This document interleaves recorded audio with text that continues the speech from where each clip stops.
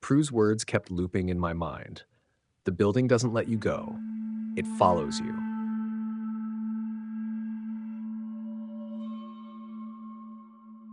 She knew more than she was saying, but I didn't have time to press her. I had a plan now, a dangerous one, but it was the only way to get Jamie back. I spent the next few days deciphering the notes in Prue's leather-bound book. The sketches were unnerving. Figures emerging from walls, shadowy creatures prowling hallways. One page described something called the anchor ritual, a process for pulling back someone the building had taken. The instructions were written in a messy scrawl, barely legible. 1. Gather a personal belonging of the lost. 2. Perform the ritual at midnight. 3. Accept the consequences.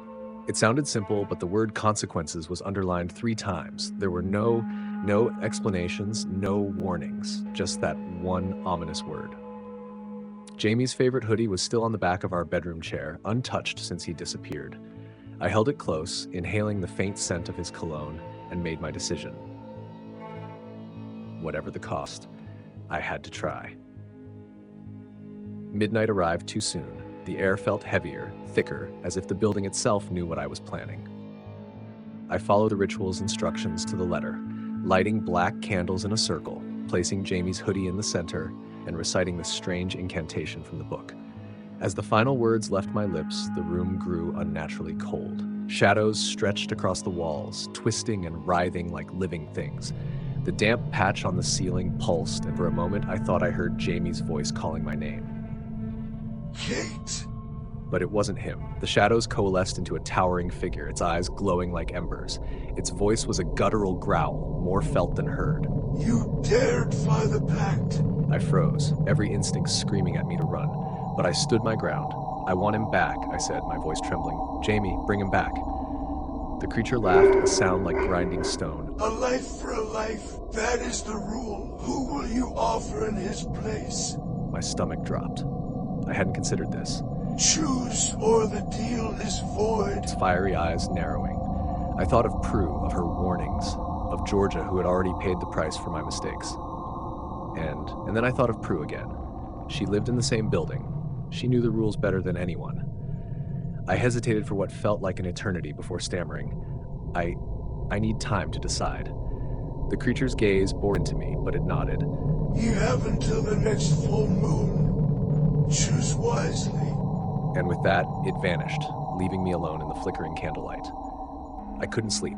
The building felt more alive than ever, its walls groaning and shifting as if it were watching me. I needed to talk to Prue. The next morning, I knocked on her door. She opened it slowly, her expression unreadable. "You did it, didn't you?" she said, her voice heavy with disappointment. I nodded, shame flooding me. The creature, it wants me to choose someone. I don't know what to do. Prue sighed, gesturing for me to come inside. Her flat was cluttered but cozy, filled with old books and trinkets that seemed older than the building itself. "You've put yourself in a dangerous position," she said, sinking into her armchair. "The building doesn't just take, it demands balance. If you bring Jamie back, someone else has to go. That's how it works. But there has to be another way," I pleaded. "You've lived here the longest. You must know something." Prue hesitated, her eyes darting to a locked cabinet in the corner. "There's one possibility," she said slowly, "but it's risky, and it comes at a cost." I leaned forward. "Tell me." She unlocked the cabinet, pulling out a worn, leather-bound journal. Inside were diagrams and notes even more cryptic than the ones in her other book. "The binding ritual," she said. "It won't bring Jamie back, but it will sever your connection to the building. You'd be free." "Free," I repeated, my mind racing.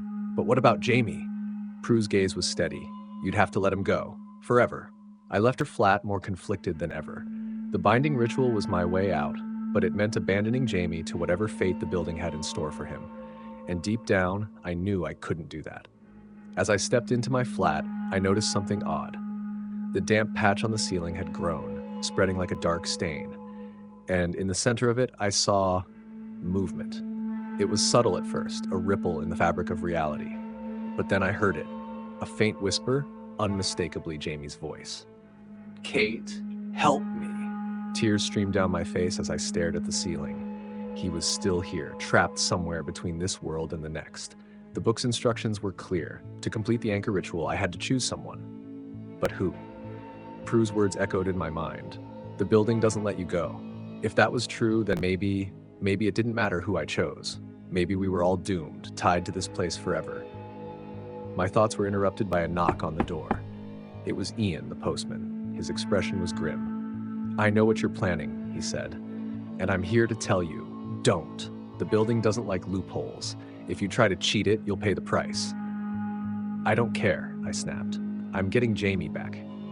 Ian shook his head, his eyes filled with pity. "You're playing with forces you don't understand, Kate. Be careful." As the full moon approached, I found myself spiraling. Every sound, every shadow felt like a threat. The choice loomed over me, suffocating in its weight. And then, on the night of the full moon, I made my decision. I stood in the circle of candles, holding Jamie's hoodie in one hand and the book in the other. The creature appeared, its fiery eyes blazing with anticipation. Have you chosen? My heart pounded as I whispered, "Yes." The creature grinned, its sharp teeth glinting in the candlelight. Then let it be done. But before I could say the name, Prue burst into the room, her face pale and determined. "Stop!" she shouted. The creature hissed, turning its fiery gaze on her. You dare interfere? Prue stepped forward, holding the binding ritual journal aloft. "She doesn't belong to you. None of us do." The room shook violently, the walls cracking as the creature roared. Shadows swirled around us, and for a moment I thought the building itself might collapse. And then, silence.